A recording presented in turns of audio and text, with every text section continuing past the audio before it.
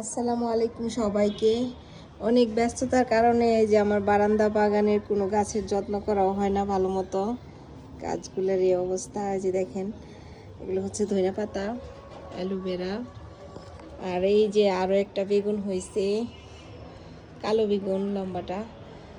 আর এই যে সিম ধরছে, ও মাশাল্লাহ, ওই যে আরও অনেক ফুল ধরছে সিম গাছের।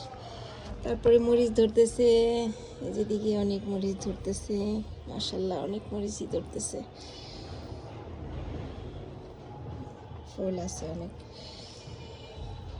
আর এদিকে হচ্ছে গুল বেগুনও ধরতেছে।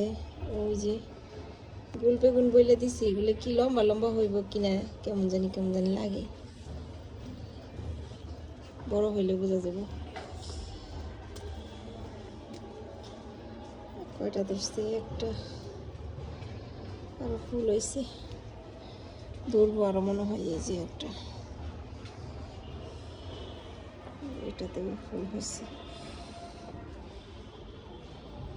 যত্ন করা হয় না বেশি একটা, দোকান নিয়ে অনেক ব্যস্ত থাকা হয়। আলু গাছও হয়েছে, আলু গাছের শাক তুলে খেয়ে ফেলছিলাম। ওই পাশের বারান্দায় আবার লাউ গাছ হয়েছে, নতুন করে লাগাইছি, আবার যত্ন করবো ইনশাল্লাহ। যত্ন করলেই বেগুন ধরবে।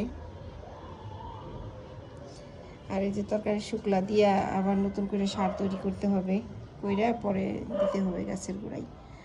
তো ভালো থাকবেন, আল্লাহ হাফেজ।